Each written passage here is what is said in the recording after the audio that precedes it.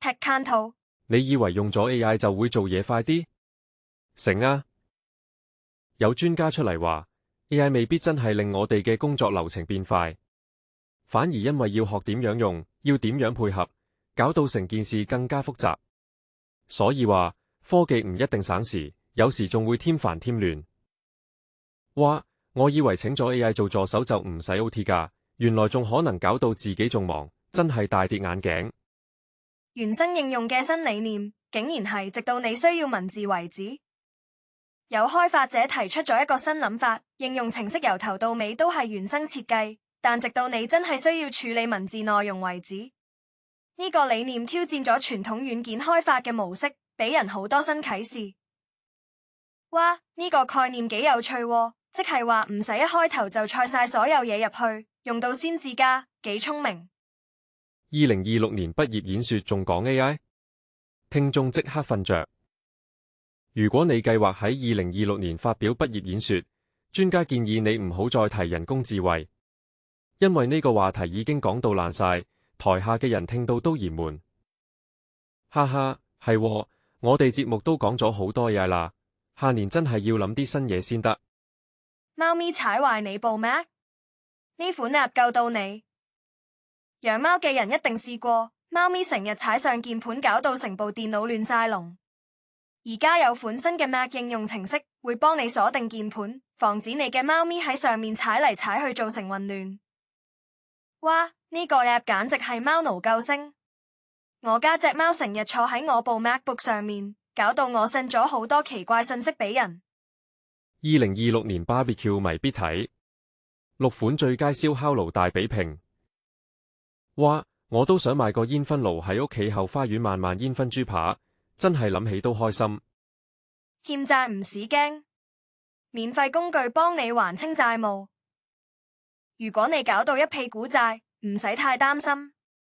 而家有多款免費工具可以幫你掌控個人債務，包括債務計算器同管理應用程式，幫你一步步還清。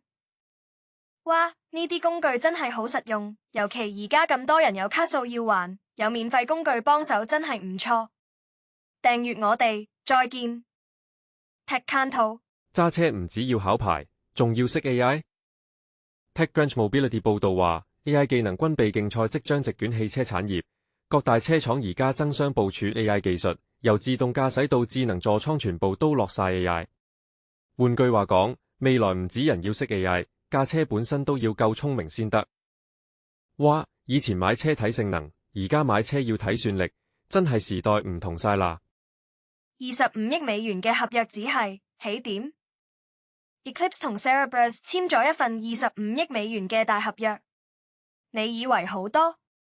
對 Eclipse 嚟講，呢份合約只係佢哋實踐物理世界投資理念嘅起點，之後仲有好多大計會陸續出現。25億美金先係起點，呢啲公司嘅手筆真係大到難以想象。富士 X Have 減價3000蚊，攝影迷唔好錯過。富士 X Have 數碼相機一向天馬行空，設計同眾不同，而家價格下調300美元，比以前抵玩好多。中意影相嘅朋友真係要留意下啦。300蚊美金差唔多2000幾港紙，呢個價真係幾吸引，我都心思思啦。呢個機械人專為長者而設，仲好貼心。EliQ 係一款陪伴型機器人，專門幫長者提升生活質素。佢唔係嗰種冷冰冰嘅機械人，而係會主動同你傾偈，提醒你食藥，幫你保持社交聯繫。用過嘅長者都話好驚喜。聽到呢啲真係好窩心。科技最緊要係貼地，幫到有需要嘅人就係好嘢。快餐店得來速用 AI 接單，以後唔使同人講嘢。你最近有冇試過去快餐店得來速用 AI 聊天機器人落單？其實呢個只係開始，未來會有更多服務業採用 AI 對話系統，由餐廳到銀行到客服，隨時隨地都用 AI 取代真人接聽。唔知好定唔好呢？國錢就一定國度，但有時都係想同真人傾兩句㗎嘛。微軟 BitLager 竟然有後門，私隱大鑊啦！安全研究人員發現微軟 Windows 內建咗 BitLager 加密功能嘅後門，仲公開發布咗漏洞利用程式。呢個消息一出，即刻引發好大私隱擔憂，唔少人都擔心自己嘅資料隨時被睇晒。哇，BitLayer係好多公司同埋個人用家信賴嘅加密工具，今次真係好大件事，微軟一定要盡快回應先得。訂閱我哋，再見。TechCanto AI 呢場淘金熱，究竟邊個挖到金，邊個得個睇字？AI 淘金潮越嚟越烈，不過有個好現實嘅問題，有資源嘅大公司同埋冇資源嘅獨立開發家之間嘅差距越拉越開。大企業有算力有數據，小開發家連租置票都要諗過渡過。呢種新嘅數字鴻溝正喺度急速形成，分分鐘會令 AI 生態越來越傾斜。講真，呢個係成個行業都要面對嘅結構性問題，唔係一兩間公司可以解決。全國人民免費用 ChatGPT Plus， 呢個真係存在。OpenAI 宣布，馬爾佢所有公民可以免費享用1年 ChatGPT Plus 訂閱服務。對，你冇聽錯，係成個國家一齊享有呢個福利。馬爾佢成為全球第一個享受呢個待遇嘅國家。唔知佢哋同 OpenAI 傾咗啲咩條件呢？哇！如果我哋都有呢個福利就好啦，唔使再睇住個 Plus 賬戶流口水。NVIDIA 出手，文字變影片，仲要係開源。NVIDIA 發佈咗一個叫 Sana WM 嘅開源世界模型，只有26億參數，但好夠用，可以靠文字指令生成長達1分鐘嘅 720P 高清影片。參數細但表現強，而且係開源，代表開發家都可以攞嚟玩同改良。26億參數做到呢個效果，仲要開源 ，NVIDIA 今次真係好大手筆。用 Rust 寫嘅 AI 編碼代理，輕快到不得了。ZeroStack 係一個全新嘅編碼代理程式，最大賣點係用純 Rust 語言編寫，仲係受 Unix 哲學啟發，做一件事做到最好，輕量高效，冇多餘嘢，啱晒中意簡潔嘅開發家。Rust 加 Unix 哲學呢個組合聽晒就覺得爽，等我都下載嚟試下先。今星期 Engadget 有咩好嘢推介？Engadget 今個星期回顧咗幾款熱門產品嘅評測，包括三星嘅 Razer Fold 摺疊手機、Bose Lifestyle Ultra 揚聲器，仲有 Ultra Human Ring Pro 智能戒指。三部都係近期好多人關注嘅產品，未有時間睇評測嘅朋友可以去補一補貨。三部機我都想試啊，特別係隻智能戒指，成日都唔記得自己有冇戴。唔使電，唔使 App， 一個小嘢幫你坐直。最後呢條好有趣，有人設計咗一款桌面小物，靠簡單嘅機械設計幫你保持正確坐姿，完全唔需要電子元件，唔使充電，唔使裝App，放喺桌面望一望就提醒你唔好寒背，設計理念好聰明。哇，呢個正啊！我最需要呢樣嘢，返工坐8個鐘真係坐到成個背脊都寒晒。訂閱我哋，再見。TechCanto，你冇睇錯，馬斯克間公司可能要上市啦。SpaceX 據報正籌備首次公開募股，最快可能6月就上市。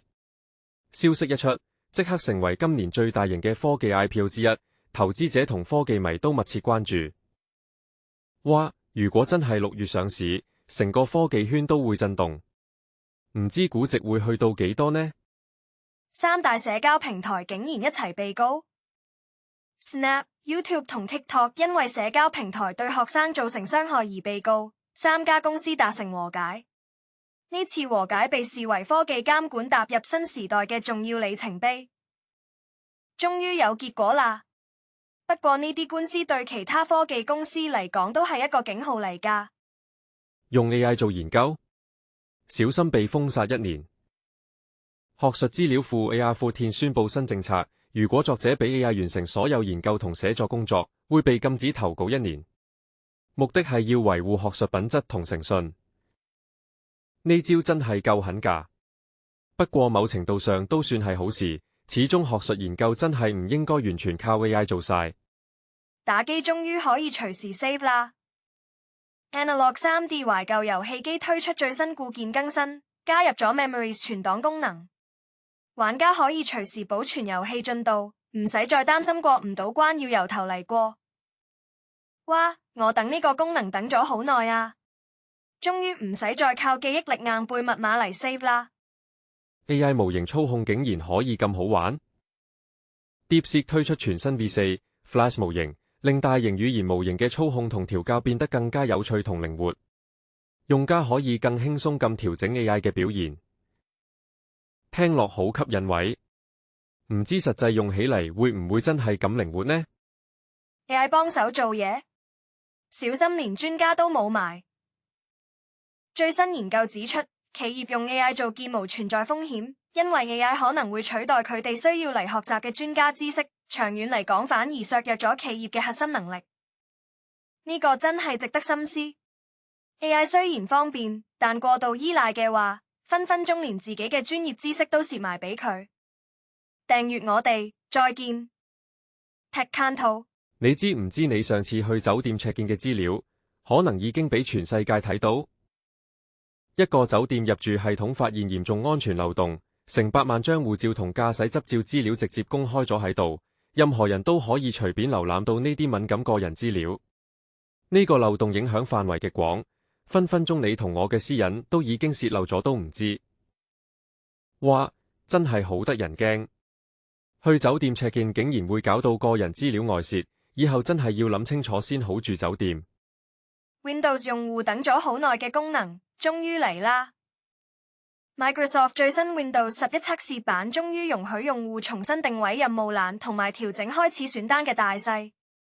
呢個功能用戶要求咗好多年，而家終於實現咗，大家可以自定自己嘅桌面佈局，自由度大大提升。正啊！終於唔使成日望住個任務欄喺度唔知點算。Windows 肯聽用戶意見真係難得。15億美金嘅和解案，竟然仲有手尾跟。Anthropic 提出嘅15億美元版權和解協議出現咗波折，法官決定延遲批准呢項和解。原因係一班作者認為賠償金額唔夠高，要求更多賠償。呢件事究竟會點收場，暫時仲係未知數。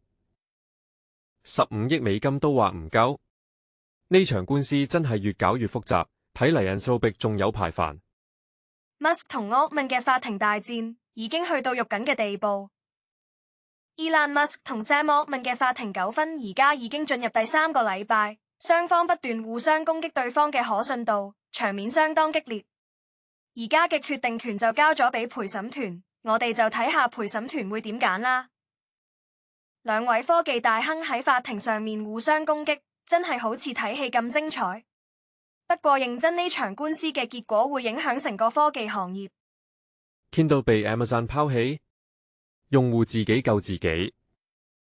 Amazon 最近結束咗對舊版 Kindle 嘅支援，一班舊用戶就用唔到部分功能。不過一班機靈嘅用戶就開始嘗試 jailbreak 佢哋嘅舊設備，令部機可以繼續用落去，唔使咁快換新機。好彩有一班高手用戶，唔使部咁快變電子垃圾。不過 Amazon 唔支援舊機，都係令啲用戶幾灰嘅。網絡罪犯因為一個低級錯誤被捕，你估到係咩嗎？有一對涉嫌網絡犯罪嘅雙胞胎，竟然因為忘記關閉 Microsoft Teams 嘅會議錄音而被捕。佢哋嘅犯罪過程成個錄咗落去，警察揾到晒證據。另外 ，OpenAI 嘅員工都成為咗供應鏈攻擊嘅受害者，真係天網恢恢。Tech Kanto，OpenAI 又有大變動，今次輪到聯合創辦人 Brockman 親自揸旗。有消息指 ，OpenAI 聯合創辦人 Greg Brockman 而家正式掌管成間公司嘅產品策略，仲計劃將 ChatGPT 同 Codex 兩個產品合併。呢個舉動意味住 OpenAI 想統一戰線，將 AI 對話同程式碼生成功能整合埋一齊，打造一個更全面嘅 AI 平台。哇 ，Brockman 親自落場掌管產品。可見 OpenAI 真係好重視呢次轉型。不過 ChatGPT 同 Codex 合併之後會變成點，真係令人期待。Intel 新旗艦 CPU 跑分流出，但你準備好失望。